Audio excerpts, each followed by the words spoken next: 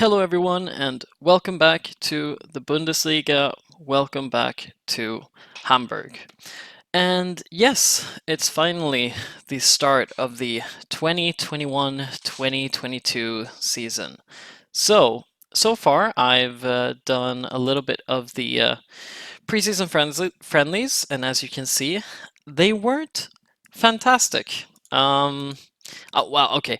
I mean, we drew against Bayern and we drew against Chelsea, which are, I guess, pretty good results for our club. But tough defeat to Manchester City, and we only really beat really poor teams. But yeah, the season starts soon. We start with the first round of the DFB Pokal against Seligen Porten, and yeah, we'll get this underway. So, what has happened since the last time we checked on the team? Well, if we look at the league table, um, last season, yeah, this is last season.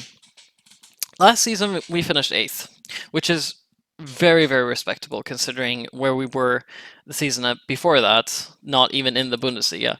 First season back, we finished 8th, and I was a little bit disappointed that we didn't get European football, since that was, I mean, of course, very lofty goals for our first season, but, excuse me, I thought we could do it, and unfortunately we fell off. And like I said, the second half of that season, because of the update or whatever it was, the team completely tanked.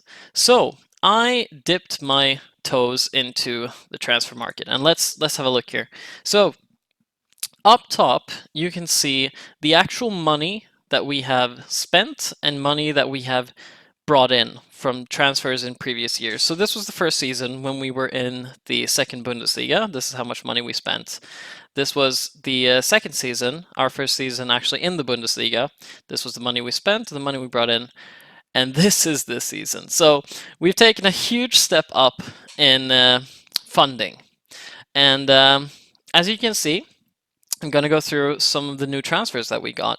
We did get in a youngster from the Barcelona B team, Ludovic Reis, who looks outstanding. I'm really happy with this transfer. As you can see, the current ability, he's definitely good enough to play at a Bundesliga level, and he has really high potential ability.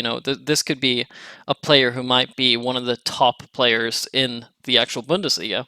Only 21 years old. He came from Barcelona. Yeah, this is a guy I have really high hopes for.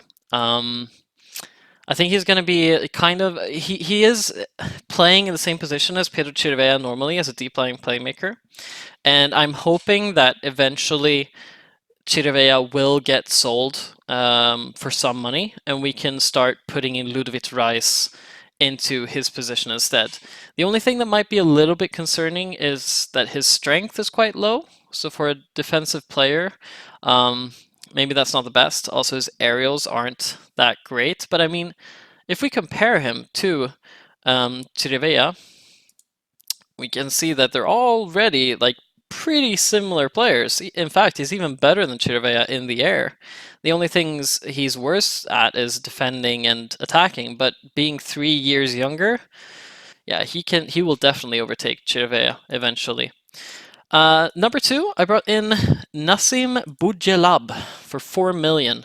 I think many of these transfers we maybe overpaid a little bit, but this guy, he's 22 years old. He played for the youth team, the German youth team, actually exists in real life. Came from Schalke, where last season, at least in the second team, he played really well. I'm hoping to have him kind of play the box-to-box midfielder role instead of David Kinsombi. And if we compare him to Kinsombi, yeah, like as you can see, he has better technicals, better vision. I'm hoping that he can develop the defensive part of his game with time. But he's 3 years younger, and I'm really hoping that he kicks on, becomes a good player. realizes his potential. And for 4 million euros, it's not really that big of a investment. You know, it's one of those safe investments. Same with Jens Odgaard. I've noticed that one of the big problems with our team is that, you know, if we actually go back and we look at last season, Bundesliga here, and we go to stages. There we are. Yeah, this is last season. As you can see, something I'm a little bit concerned about is actually, well, two things. We we scored quite a bit of goals. Yeah, we scored actually a lot of goals last season. But the big issue for us was, to be honest, the goals against, and even the goals. Like, look at this. We conceded the second most goals in the Bundesliga. The defense has been extremely leaky. That's the only reason we survived actually last season, was because we had players scoring goals, and that what really helped us there was that we had a lot of penalty decisions that went our way, and Hinterseer scored a lot of penalties. And remember, last season, you know, Lucas Hinterseer, in fact, was the top goal scorer in the entire league. But still, he scored 20 goals. That was pretty much, what, a third of all of our goals? And he's 30 years old. It's just not sustainable to keep going that way. So I decided to take some gambles on attacking players that I thought we could get for quite cheap, and hopefully they turn into something good. I mean, looking at him, you know, he's got 2.5 star rating, potential rating of 4. Strong player who really we can use as a target man up top. If we compare him to Hinterseer, you see that, yeah, they're almost very similar in their attacking statistics. It's only the really the mentals and attacking part of the game that Hinterseer is better at. But again, Hinterseer is 30, Jens here is 22. And for 4 million, you know, that's a very small risk to hopefully pick up another attacking player who can at least do what Hinterseer has done for us, maybe do some more. So yeah, I'm excited with this buy. We also have Mark Oliver Kempf, and this, if I remember correctly, I'm not. Let me see here. Yeah. Oh, okay. We actually brought him in from Stuttgart for really really cheap. We got him for 3.2 million. He's valued at 11 million. I think it was because Stuttgart did so poorly last season and he really wanted to leave. But he's a great ball playing defender option for us. Definitely good enough. It says good player for most second Bundesliga sides, but to be honest, I would say that he is easily good enough to play for any Bundesliga side. You know, he compare him to Van Drongelen, who has been our standout defender, and you see he's basically the same player, except he's much better in the air, and he has better vision. So you know, he's a better ball playing defender. He's a little bit slower, but still, of course, Van Drongelen is a little bit younger. But I think that having that experienced center back at the back, who's really good in the air and has played a lot of matches, I think that can be a big boost. And of course, he can still improve a little bit. Also, there's the fact that he only cost us 3.2 million, like I said, and still he's valued at 11. Even if we shifted him out next year, we would probably make a profit. So I think it was a good investment. After that, we brought in Martin Terrier, and I'm really excited about this guy. He was really upset at Lyon, and Lyon has a great academy. They have so many good young players that have come from there. You know, the likes of Fikir and Ndombele and what's his face, the young guy, yeah, Awar, who's also extremely good. Look at this guy, 23 years old, wanted by Barcelona. They have such a good academy. So this guy, he's 23. He was really unhappy at Lyon and wanted to leave. And I decided to take them up on it. So we got him for a bargain, 3.2 million. He's been playing okay for Lyon, and honestly, I mean, he's been part of the first team. Scored 9, I mean, first season, well, second season, yeah, first season in the game with Lyon. He scored only 1 goal. Second season, 9 goals. If he improves on that, that's a really quick rise. If he improves on that with us, he's going to be a fantastic attacking player. He can also play on the left side, which is honestly a bit of a weak spot for us because as it is right now, the only real left wingers we have is basically Sonny Kittel and Warrior. And Warrior is not ready for the first team. That was the big thing we noticed last season, that I tried to play him in the first team. He's just not ready yet. He can't score enough goals. In fact, if we compare him to Pakia, there he is.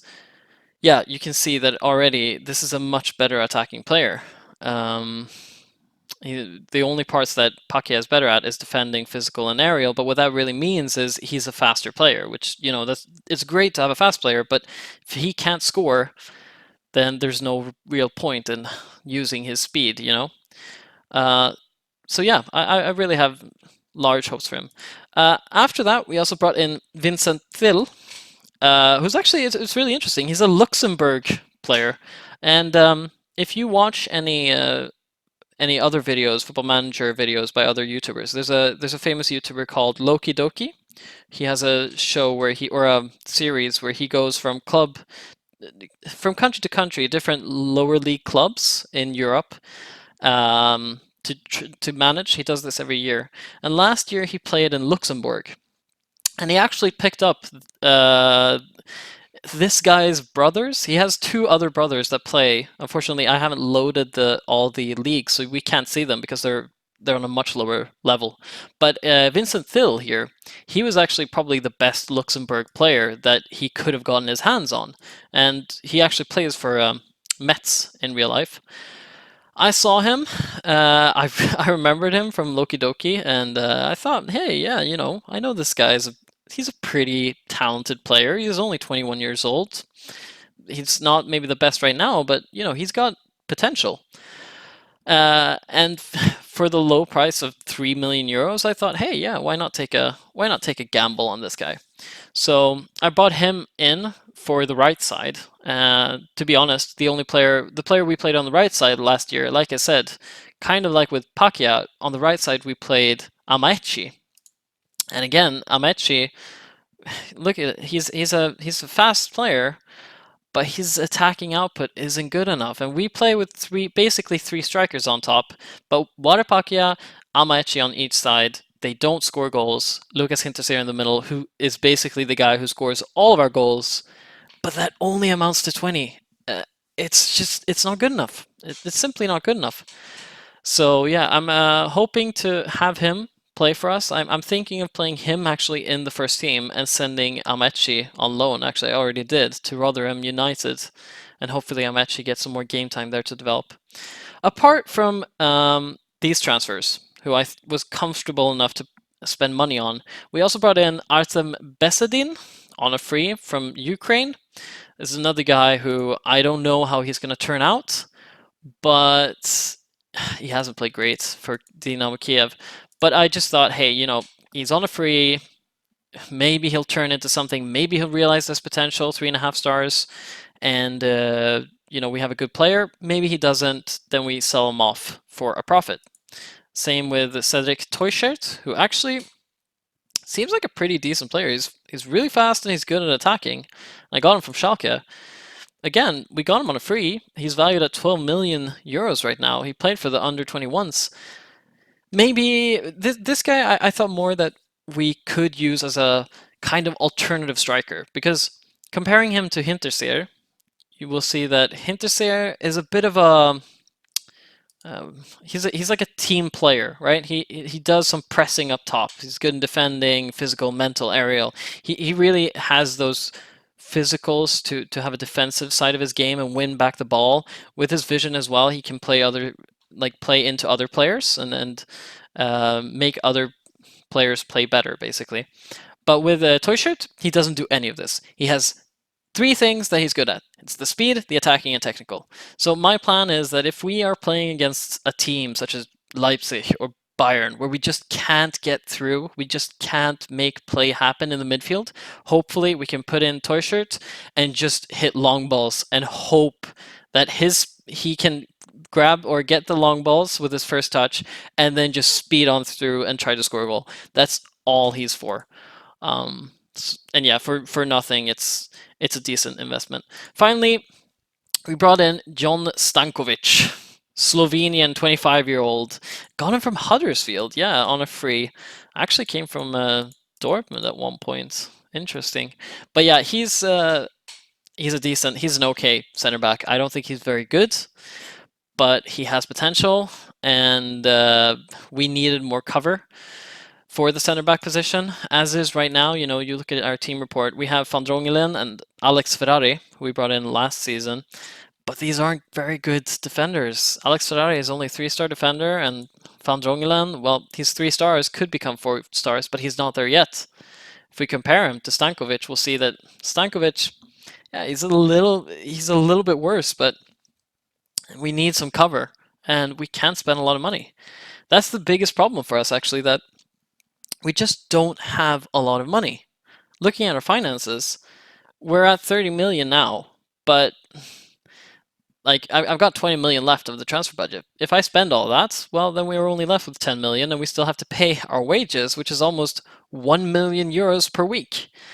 That's we just can't sustain ourselves. We have, of course, the Bundesliga money is really helping us here to keep us afloat. Last season, I think we got 40 million or something for actually finishing where we did. Actually, it was 50 million.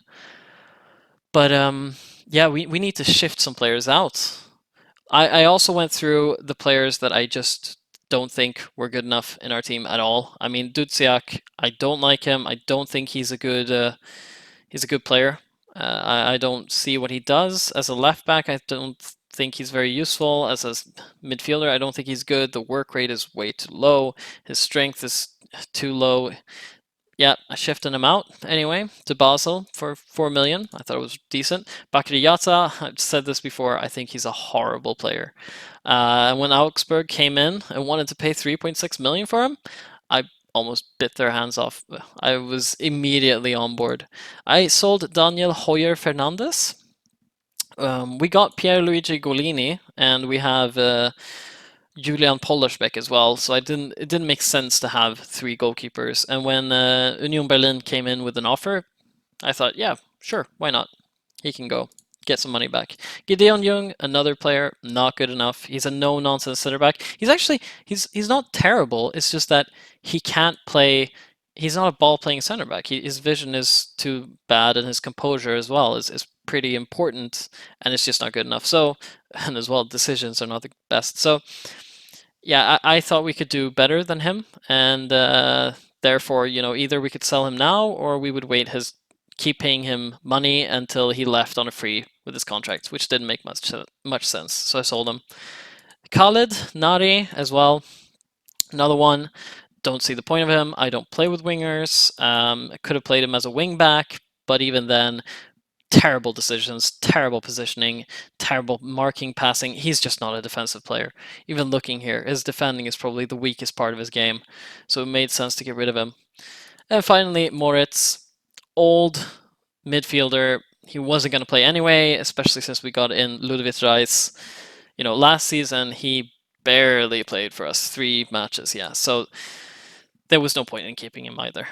But yeah, so if we look at this, now I went through the transfers a little bit quickly, but I hope that you will be fine with that. If we look at the actual, let's see here, competitions, yes, and the Bundesliga. For this season, the media predicts that we will finish 12th. I think we can do better than 12th. Again, I mean, they predicted us to like just about scrape by last season, and we finished 8th. So I'm hoping that we can get into top 6. I really, really, really want to have European football because we need the money. So that is, at least for now, my goal this season. I actually want to see. I noticed as well, Rafa Benitez took over Frankfurt. That's very interesting. But yeah, that's going to be our goal for this season. I'm not sure how it's going to go. If we look at the transfers for the entire league, this is the biggest problem for us probably, that Where do we go? Here. Just comparing the clubs, how much they spend net. Like, yeah, we spend 13 million, which is actually quite a lot in the league net transfer, but we're still competing against the likes of Schalke and Leipzig, who are spending 76 million or 30 million. I mean, Jesus, how did they even spend 76 million? That's insane. What did they bring in? Zinchenko, Maitland-Niles. Yeah, this is what we have to fight against for European places, which is ridiculous. Same, we actually have Leipzig signing Renato Sanchez. That's funny. 31 million from Lille. Oh, and Bayern Munich sold him. Yeah, that's interesting. That's going to be a good signing for them, I guess. But yeah, hopefully, hopefully, even though we don't have a lot of money, we can still make it. But yeah, that's everything for me now, and I will see you next time, probably at the end of the season, and we'll see how it actually went. All right, thank you very much for watching, and see you next time.